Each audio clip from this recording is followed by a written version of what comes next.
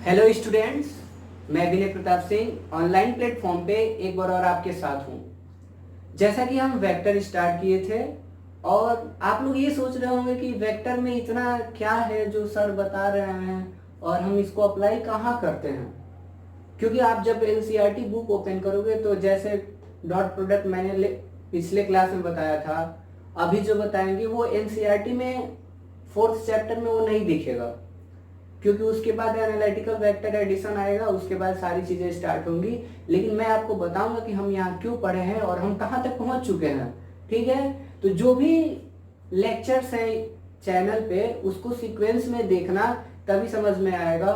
और कभी कभी बच्चे कमेंट कर बोलते हैं कि सर थोड़ा फनी टाइप का बनाइए, तो फनी टाइप का जहाँ बनना होगा वहाँ बन जाएगा। ओके, अब देखो, लास्ट क्लास में हम लोगों ने डॉट प्रोडक्ट पढ़ा था। डॉट प्रोडक्ट, ओके, जो कि हमारा था ए डॉट बी, जिसकी वैल्यू अगर देखी जाए तो आई थी ऐसे करके ए बी कॉस थीटा आई थी, जिसे हम ऐसे भी लिख सकते हैं ए बी कॉस थीटा।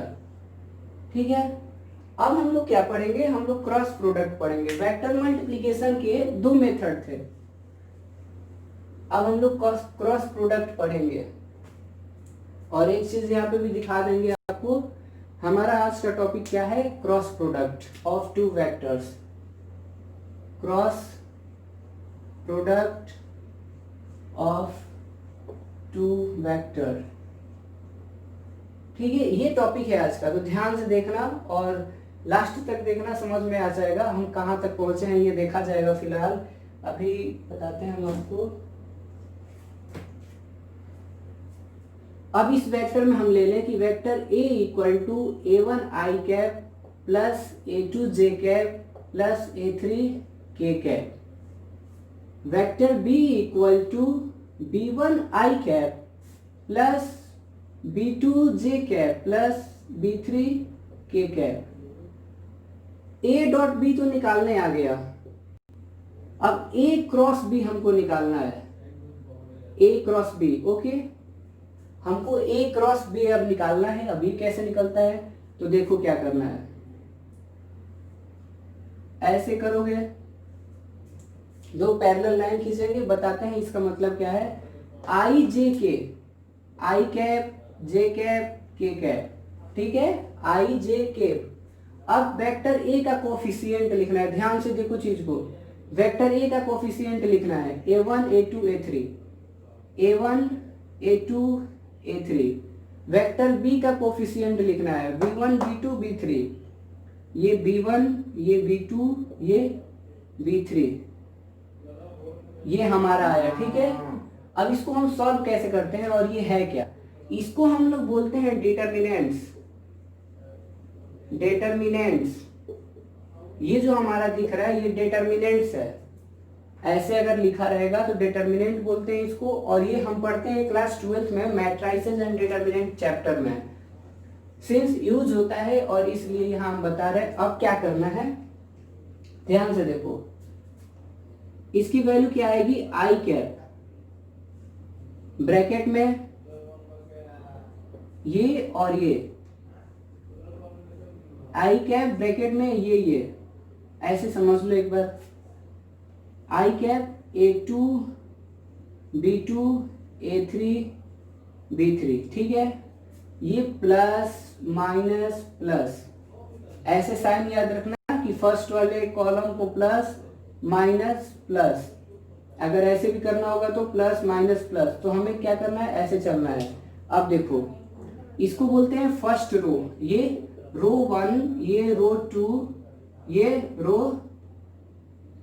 रो 3 है, और ये हमारा column 1 column 2 column 3 C3, R1 R2 R3 C1 C2 C3 ऐसे बताते हैं। अब क्या होता है कि जब हम इस फॉर्मेट में, रो एंड कॉलम के फॉर्मेट में एलिमेंट को लिखते हैं तो हम उसको मैट्रिसेस बोलते हैं, उसका डब्बा ऐसे बनता है। ठीक है, और जब डिटर्मिनेंट पढ़ते हैं तो बस हम ये डब्बा हटा देते हैं, तो हमें इस डब्बे को नहीं, हमको डिटर्मिनेंट निकालना है। तो मैंने ये बता दिया बस कि इसको R1 R2 R3 C1 C2 C3, ध्यान से चीजों को देखना। अब हमें इसको एक्सपेंड करना है, तो एक्सपेंड कैसे करते हैं, ऐसे।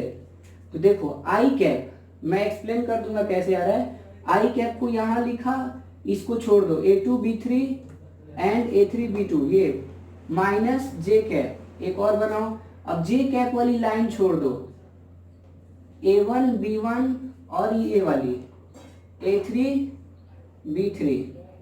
अब प्लस के कैप, अब के कैप वाली लाइन छोड़ दो, A1 A2 और ये B1 B2। अभी इतना देखो, ये भी छोटा डिटर्मिनेंट बन गया। अब देखो क्या करते हैं इसको, मैंने क्या बोला कि क्रॉस प्रोडक्ट कैसे सॉल्व करते हैं, उसको एक्सपेंड कैसे करते हैं। तो सबसे पहले ये बनाएंगे, आई जे के कोफिशिएंट लिखेंगे A1 A2 A3, सेकेंड का कोफिशिएंट लिखेंगे B1 B2 B3। अब हमें एक्सपेंड करना है इसको, तो आई कैप, अब क्या करेंगे, देखो हो क्या रहा है। जब पहले वाले लाइन को लिखना होगा तो इसको छोड़ दो। जब पहले आई कैप मैंने यहां मल्टीप्लाई किया तो इसको और इसको छोड़ दो, इसको ढक लो। तो क्या बचा हमारा A2 A3 B2 B3, A2 A3 B2 B3। जब सेकेंड वाले को लिखना था तो हमने क्या किया कि इसको और इसको ऊपर वाले को छोड़ दिया, छुपा लो उसको। तो क्या बचा, A1 A3 B1 B3, A1 A3 B1 B3। ठीक है, जब मुझे थर्ड वाला लिखना था के कैप वाला, तो मैंने क्या किया कि के कैप वाली लाइन छुपा ली, ऊपर से भी नीचे से भी। तो क्या बचा, A1 A2 B1 B2। ध्यान से देखो मैं क्या कह रहा हूं, बस लिखने आना चाहिए। फर्स्ट वाले कॉलम को जब लेके चलेंगे तो इसको मैंने आई को मल्टीप्लाई किया यहाँ पे, तो आई को ये वाली आई वाली लाइन छिपा दो, इधर से भी इधर से भी। तो बचा क्या, ये A2 A3 B2 B3। अब जब जे वाली बात थी तो इसको और इसको छिपा दो, तो A1 A3 B1 B3। जब इसकी बात हुई तो इस लाइन को छिपा दो ऐसे। यानी कि जब जो मल्टीप्लीकेशन वाली लाइन रहेगी उसको ऐसे छिपा देना है, रो वाइज भी कॉलम वाइज भी, बाकी जो बचेगा उसको लिख देना है। अब ये सॉल्व कैसे होगा आगे, अब देखो इसके आगे कैसे सॉल्व होगा। तो यहां i इक्वल टू, अब इसको मल्टीप्लाई करो, ठीक है। अब तो मल्टीप्लाई करो, A2 B3 minus A3 B2, आई cap A2 B3 minus B2 A3 ऐसे कर लो, या A3 B2 जो भी हो। अब minus times J cap A1 B3 minus A3 B1 plus के cap A1 B2 minus A2 B1, ये आया। तो हमारा जो नया एक वेक्टर बना है वो इतना आया है। ध्यान से समझो क्या कह रहा हूं, इसमें कोई प्रॉब्लम नहीं होगी। सबसे पहले आई जे के लिख देना है, उसके बाद कोफिशिएंट लिखना है, उसके बाद कोफिशिएंट लिखना है। अब आई से कॉमन लेना है, मतलब मल्टीप्लिकेशन करने के लिए आई को बाहर रखना है, फिर ये छोटा सा बना लेना है। जे को बाहर रखना है, फिर ये छोटा सा बना लेना है। के को बाहर रखना है, फिर ये छोटा सा बना लेना है। और ये साइन याद रखना है कि इधर प्लस माइनस प्लस, तो ये प्लस, ये हमारा माइनस, और ये हमारा फिर प्लस, ठीक है, प्लस माइनस प्लस। और सॉल्व कैसे करना था, तो A2 B3 minus A3 B2, A1 B3 minus A3 B1, A1 B2 minus A2 B1, ठीक है। अब देखो देख क्या रहे हैं हम, इसमें आप सोचोगे इसमें क्या है, क्या बता रहे हैं, फालतू का है सब, कोई काम ही क्या नहीं है। तो देखो काम का क्या है, जब हम लोग डॉट प्रोडक्ट पढ़ रहे थे, क्या पढ़ रहे थे, dot product, A dot B जब हम निकाले थे, A डॉट B, तो हमारा क्या आया था, A1 B1 plus A2 B2 plus A3 B3। जब मैंने डॉट प्रोडक्ट निकाला था तो ये आया था, ठीक है, A1 B1 plus A2 B2 plus A3 B3। लेकिन देखो जब मैंने क्रॉस प्रोडक्ट निकाला तो ये आया, सारे के साथ आई जे के, यानी कि एक नया वेक्टर बन गया। हमें एक नया वेक्टर मिलता है जब हम क्रॉस प्रोडक्ट करते हैं तब। और ये एग्जाम्पल हम फिजिक्स में कहाँ अप्लाई करते हैं अभी इसको दिखाते हैं, परेशान नहीं होना है। अब देखो इसके लिए भी बिल्कुल वैसे ही फॉर्मूला था, ए क्रॉस बी जो हम पढ़े थे, कंपेयर कर लेंगे अभी। A cross B equal to क्या, A cross B equal to A B sine theta N cap. A cross B equal to A B sine theta N cap. Magnitude of A, magnitude of B, आदत पड़ गई है ऐसे लिखने की, A B sine theta N cap. अब N cap क्या है, तो हमने बोला था कि कैप जब रहता है तो यूनिट वेक्टर बताता है। वैसे ही अगर कैप है यानी कि यूनिट वेक्टर है और ये डायरेक्शन बताता है। एन कैप हमको डायरेक्शन बताता है। अभी हम लोग इस पे क्वेश्चन करेंगे, तो इसका भी बिल्कुल वैसे ही फॉर्मूला है कि A cross B equal to A B sine theta N cap, और इसका था ए बी कॉस थीटा। आता है उसका। अब हम क्यों पढ़ रहे हैं, कैसे पढ़ रहे हैं, क्या फायदा है इसका, ये देखो।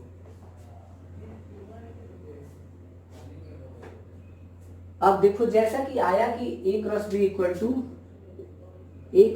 To A B sine theta N cap, ये हमको डायरेक्शन बताएगा, ठीक है। अब बताओ कि अगर आई डॉट जे है, जे डॉट के है एंड के डॉट आई है, तो इसकी वैल्यू क्या होगी, 1। यहां पे इस क्रॉस प्रोडक्ट में अगर आई डॉट आई है equal to j dot j equal to k dot k equal to 0, cross product में उल्टा हो गया। I dot j equal to j dot k equal to k dot i equal to 1। क्यों, क्योंकि आई और जे के बीच में 90 डिग्री है, और साइन थीटा की मैक्सिमम वैल्यू कब मिलती है, 90 डिग्री पे। तो हमारा ये फॉर्मूला डिसाइड करता है कि हमारा ये आई डॉट जे, जे डॉट के एंड के डॉट के की आई की वैल्यू 1 होगी। तो क्यों होगी, क्योंकि इनके बीच में एंगल 90 डिग्री है और साइन 91 होता है और वो मैक्सिमम होता है, और साइन 0 होता है, इसलिए ये सब 0 हो गया। तो ये हमको याद रखना है। अब हम इस पे 1-2 क्वेश्चंस करते हैं कि ताकि समझ में आ जाए कैसे होगा, ठीक है। अब पूछोगे सर कहाँ यूज होता है, तो हम बताते हैं इसको एक क्वेश्चन करके, और वो हमको आगे मिलेगा। हमने एक क्वेश्चन लिया, vector A equal to 2i cap plus 3j cap plus 4k cap, ठीक है। Vector B equal to i cap 1i cap plus 2j cap plus 3k cap. हमको क्या निकालना था, ए क्रॉस बी हमको निकालना था। अब क्या करेंगे, तो सबसे पहले आई कैप, जे कैप, के कैप, कोफिशिएंट क्या है 2 3 4, इसका कोफिशिएंट 1 2 3, ठीक है। अब क्या करेंगे, इसको पकड़ेंगे ये, तो जब आई कैप मैंने लिख दिया तो ये इसको और इसको कोई मतलब नहीं है। अब जब मैंने आई कैप लिख दिया तो इस वाले को और इस वाले को छोड़ दो, क्या बचा 3 2 4 3, ये प्लस होता है, ये माइनस होता है, ये प्लस होता है, तो माइनस टाइम्स जे कैप। अब जे कैप को पकड़ो, तो जे कैप को जब मैंने पकड़ा सेकेंड टाइम में, तो इसको छोड़ना है और इसको छोड़ना है। तो यहाँ क्या था, पहले 2 था, तो ये 2 और ये 1, ये 4 और ये 3 प्लस के कैप। अब के कैप को पकड़ो, तो के कैप को मैंने पकड़ा, तो ये वाला थर्ड स्टेप था। थर्ड स्टेप में क्या करना है कि इसको छोड़ देना है और इसको छोड़ देना है। बचा क्या, 2 3 1 2, 2 3 1 2। अगर ये गलत भर दिए तो आंसर गलत आएगा, फिर वेक्टर गलत निकलेगा, जो चाहिए वो हमको नहीं मिल पाएगा।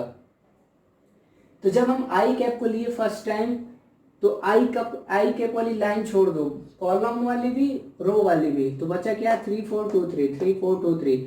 जब मुझे जे कैप लेना था तो मैंने माइनस टाइम्स जे कैप लिया। अब ये वाली लाइन छोड़ दो, इधर से भी, तो क्या बचा 2 1 4 3। जब मुझे के कैप चाहिए था तो मैंने क्या किया, के कैप इसको छोड़ दो, 2 3 1 2।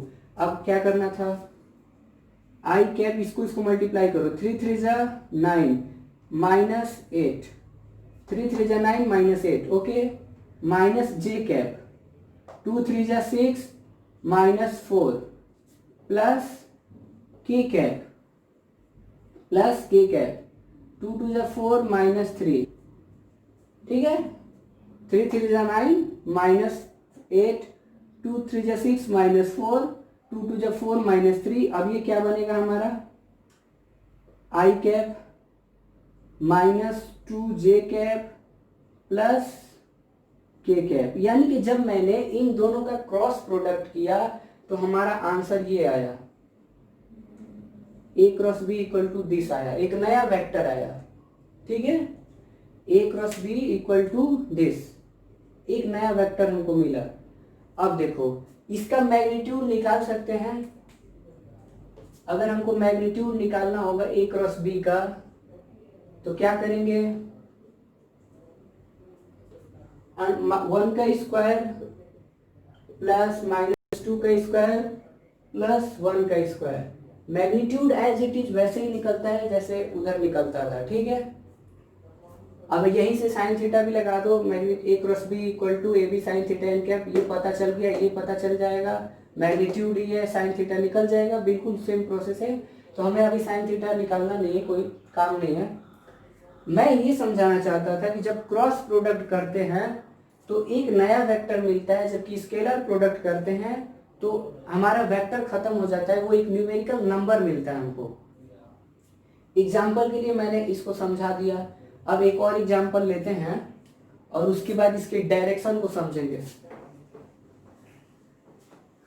एक और एग्जाम्पल लेते हैं और वो एग्जाम्पल हमारे सिलेबस में यूज होगा, मतलब वो कंसेप्ट, ठीक है। ये आर है, क्या है, आर है, ये आर मतलब पोजीशन बोल लो, डिस्प्लेसमेंट बोल लो, जो बोलना है बोल लो। आर इक्वल टू है 2i cap minus j cap plus के कैप, ठीक है। R equal to 2i cap minus j cap plus के कैप, और ये एफ है, दैट इज फोर्स, ये हमारा फोर्स है, क्या, फोर्स। तो इसको ले लेते हैं हम, कुछ भी ले लेते हैं, 3i cap plus 5j cap and plus 2k cap. मतलब देखो जब मैं एक सी डायरेक्शन में 3 न्यूटन का फोर्स लगाता हूं तो डिस्प्लेसमेंट 2 होता है। इसको अगर समझना होगा रिस्पेक्टिव तो 5 न्यूटन का फोर्स लगाए वाई डायरेक्शन में, डिस्प्लेसमेंट -1, एंड 2 न्यूटन का फोर्स लगाए किधर, जेड एक्सिस पे, डिस्प्लेसमेंट के कैप। तो ये हमारा क्या है, ये न्यूटन है फोर्स, ठीक है, और ये हमारा मीटर, यूनिट देख के चलेंगे ना। अब देखो हम क्या कर रहे हैं, एक फॉर्मूला होता है टॉर्क, TORQUE, टॉर्क, जिसको रिप्रेजेंट करते हैं टाउ से, इसको बोलते हैं टाउ जी बोल देना, ताऊ जी, ये हमारे ताऊ जी हैं। और ये आता कहाँ है, तो जब हम लोग रोटेशनल मैकेनिक्स पढ़ेंगे, रोटेशनल मैकेनिक्स, यानी कि किसी चीज को हम घुमाते हैं तो जो फोर्स लगता है उसको हम टॉर्क बोलते हैं। जैसे हमें दरवाजा खोलना होता है, अब चीज पे आना ध्यान से कि ये क्यों पढ़ा जा रहा है, क्योंकि हम लोग बार बार वेक्टर तो डिस्कस करते नहीं रहेंगे ना। अब ध्यान से, जब हम दरवाजा ओपन करते हैं तो जब दरवाजा ओपन करते हैं तो हम फोर्स लगाते हैं तो वो एक पार्टिकुलर एक्सिस के अलॉन्ग रोटेट करता है। जैसे मैं बोलूं कि ये हमारा दरवाजा है, ठीक है, अगर ये हमारा दरवाजा है तो ये इसकी एक्सिस है, ऐसे दरवाजा है, और जब जैसे जैसे हम फोर्स लगाएंगे, अगर ये दरवाजा को अगर हमें बंद करना होगा तो हम क्या करेंगे, हम इस पे फोर्स लगाएंगे ऐसे, ठीक है। अगर ओपन करना होगा तो ऐसे फोर्स लगाएंगे। तो इसमें क्या क्या हो रहा है कि जब हमें दरवाजा को बंद करना है या किसी पार्टिकुलर एक्सिस के थ्रू हमें रोटेट कराना है, जैसे मैं बोलूं कि ये एक्सिस है और ये हमारा कोई चीज है जिसको रोटेट कराना है, तो अगर मुझे इसको रोटेट कराना है इस एक्सिस के थ्रू तो मैं इस पे फोर्स लगाऊंगा, इसको घुमाऊंगा, चाहे पूरा घुमाऊं चाहे जैसे। तो हम उसको बोलते हैं torque, rotational force, rotational force. जब ऐसा फोर्स जिसकी वजह से कोई चीज एक एक्सिस के अबाउट में रोटेट करती है, हम उसको टॉर्क बोलते हैं। और हम लोग इसको पढ़ेंगे, और इसका फॉर्मूला होता है tau equal to r cross F, tau equal to r cross F. अब पता चला क्रॉस प्रोडक्ट क्यों पढ़े थे, tau equal to r cross F. और इसको अगर ऐसे लिख दोगे तो tau equal to r F sine theta N cap, ठीक है। Tau equal to r F sine theta N cap. ऐसे बहुत सारे फॉर्मूले आएंगे, इलेक्ट्रिसिटी में भी आएगा, जब क्लास 12th में जाओगे तो डाइपोल मोमेंट में आएगा, पी साइन थीटा, बहुत सारे आएंगे। तो इसलिए हम पढ़ रहे हैं क्योंकि हमें बाद में फिर ये सारी चीजें नहीं पढ़ाई जाती हैं, क्योंकि हम जब सिलेबस की तरफ मूव कर देते हैं तो ये छोटी छोटी चीजों को देखने के लिए टाइम नहीं रहता है, और जिसकी वजह से हमें सब्जेक्ट कॉम्प्लिकेटेड लगते हैं। अब जैसे मैं वेक्टर इसको स्टार्ट करूं और ये वाला पोर्शन क्रॉस प्रोडक्ट मैं वहां पे पढ़ाऊं रोटेशनल मैकेनिक्स में, तो बोलोगे कि 3 बार सर पढ़ा रहे हैं, एक उधर पढ़ाए थे, एक यहाँ पढ़ा रहे हैं, एक वहां पढ़ा रहे हैं, तो ये प्रॉब्लम क्रिएट करेगा। और ये हर चैप्टर में ये वेक्टर है। आपकी मैकेनिक्स स्टार्ट हो गई है, आपकी फिजिक्स स्टार्ट हो गई है। अभी दिखा देंगे कि इफ डॉट एस, जो डॉट प्रोडक्ट पढ़े थे हम, उसमें क्या क्या पढ़ लिए हैं अभी हम आपको दिखा देंगे। तो अगर हमको पोजीशन वेक्टर पता है, फोर्स पता है, तो अगर मुझे निकालना होगा तो क्या करेंगे, सबसे पहले आर क्रॉस एफ के लिए आई कैप, जे कैप, के कैप, ठीक है, क्योंकि क्रॉस प्रोडक्ट है। और उसके बाद भरेंगे 2, -1 और 1, क्यों, क्योंकि इसका कोफिशिएंट क्या है, -1, तो कोफिशिएंट साइन के साथ ही देखना है। अब इसका कोफिशिएंट क्या है, 3, 5 एंड 2। पोजीशन का कोफिशिएंट क्या है, 2, -1, 1। इसका कोफिशिएंट 3, 5, 2, 3, 5, 2। अब आगे सॉल्व करना है। और ये चीज डिटर्मिनेंट में, ये क्लास 12th में है, और इसमें बहुत सारी चीजें होती हैं, बट हमको उस बहुत सारी से कोई मतलब नहीं है, हमको बस इससे मतलब है। अब देखो r cross F equal to क्या होगा, आई कैप को पकड़ेंगे। अब खुद सोचो, वीडियो पॉज कर लो, देख ऐसे खुद कर लेना, फिर बाद में मिला लेना सही है कि नहीं। तो आई को पॉज करो, यानी कि आई लिख दिया मैंने, आई वाली लाइन, और इसको छोड़ दी, तो क्या बचा हमारा, -1, 5, 1, 2, ठीक है, -1, 5, 1, 2। जे वाले को पकड़ो, छोड़ो, छिपा दो, तो क्या बचेगा, माइनस जे कैप 2, 1, 3, 2, 2, 1, 3, 2 प्लस के कैप, के कैप वाले को पकड़ो, तो इसको छिपा दो, तो क्या बचेगा, 2, -1, 3, 5, 2, -1, 3 एंड 5, ठीक है। अब आगे करते हैं इसको, r cross F equal to, इसको मैं टाउ लिख देता हूं सीधे, tau tau tau tau equal to, टा जैसा बनता है, टाउ इक्वल टू। अब क्या करेंगे, इसको सॉल्व करेंगे, तो आई कैप, इसको करो, तो -2 और -5, -2, -5, -2, -5, माइनस जे कैप, 2 2 जा 4, -3, 4 -3 प्लस के कैप, तो 2 5 जा 10, और -3, और माइनस के साथ रहता है ना, यानी कि 10 -3, तो कितना बनेगा, +3। ये तो बेसिक है, क्या चेक कर लो, -2 1 जा 2, ठीक है, और माइनस टाइम्स ऑफ 5, क्योंकि फॉर्मूले में आता था, -2 2 जा 4, -3 प्लस के कैप, 5 2 जा 10, माइनस माइनस प्लस 3, तो क्या बनेगा, tau equal to -7 i cap minus j cap plus 13 k cap. ये हमारा टॉर्क वाला वेक्टर आया कि अगर हम इतने डिस्टेंस पे इतना फोर्स लगाते हैं तो जो टॉर्क बनेगा वो इधर की तरफ बनेगा। टॉर्क का डायरेक्शन, फोर्स, मैग्नीट्यूड, डायरेक्शन ये होगा। अब देखो, एक याद रखो, एक चीज, ये सर्कल है,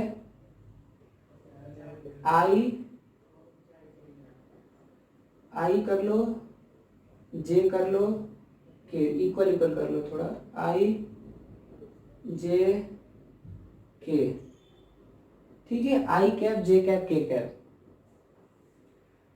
अगर इसकी इधर से चलो, इधर से चलो, इधर से चलो, क्या कहना चाहता हूं कि जब हम आई और जे का क्रॉस प्रोडक्ट करेंगे, देखो जैसे मैं बोलूं समझो चीज को, ये एक्स एक्सिस है यानी कि आई कैप, ये वाई एक्सिस है यानी कि जे कैप। तो अगर इन दोनों का क्रॉस प्रोडक्ट हम करेंगे आई क्रॉस जे, तो उसका जो आंसर आएगा वो के कैप आएगा, यानी कि ये, ठीक है। बात समझो क्रॉस प्रोडक्ट में क्या हो रहा है, जब आई और जे का क्रॉस प्रोडक्ट करेंगे तो के आएगा, जब आई और के का क्रॉस प्रोडक्ट करेंगे तो आई आएगा, एंड जब के और जे का क्रॉस प्रोडक्ट करेंगे तो के और जे का करेंगे तो आई आएगा। आई जे की तो के, यानी कि एक आगे वाला आएगा, साइक्लिक ऑर्डर में देख लो, आई और जे का करेंगे तो के आएगा, ठीक है, जे और के का करेंगे तो आई आएगा, और दूसरे वाले का करोगे तो एक बचा वाला वो आएगा आई जे के। तो इसको याद रखना कि जब हम क्रॉस प्रोडक्ट करेंगे साइक्लिक ऑर्डर में, याद रखना आई जे के, ठीक है, आई जे के। जब मैं आई और जे का क्रॉस प्रोडक्ट करता हूं तो मुझे के मिलता है, ठीक। जब मैं जे और के का क्रॉस प्रोडक्ट करूंगा तो वो जो क्रॉस प्रोडक्ट करने के बाद वेक्टर मिलेगा वो आई डायरेक्शन में मिलेगा, और जब मैं आई और के का क्रॉस प्रोडक्ट करूंगा तो मुझे जे मिलेगा।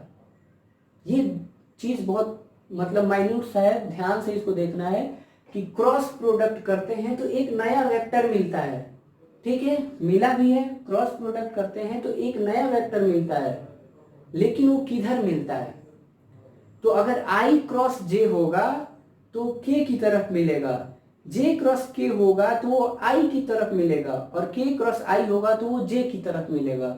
ये याद रखना है साइक्लिक ऑर्डर में आई जे के, ठीक। क्या बोल रहा हूं, आई जे के। तो अगर इन दोनों का क्रॉस प्रोडक्ट करोगे तो के मिलेगा, अगर इन ये जे और के का करोगे तो आई मिलेगा, और के क्रॉस आई करोगे तो जे मिलेगा, ठीक है, ये याद रखना है। बाकी इस पे आप प्रैक्टिस करना, हम लोग धीरे धीरे चीजें सीखेंगे। और एक चीज जो था हम बता रहे हैं आपको कि सर ऐसा क्यों है, क्यों पढ़ रहे हैं, क्या फायदा है, अब इससे रिलेटेड हम लोग क्वेश्चंस करेंगे।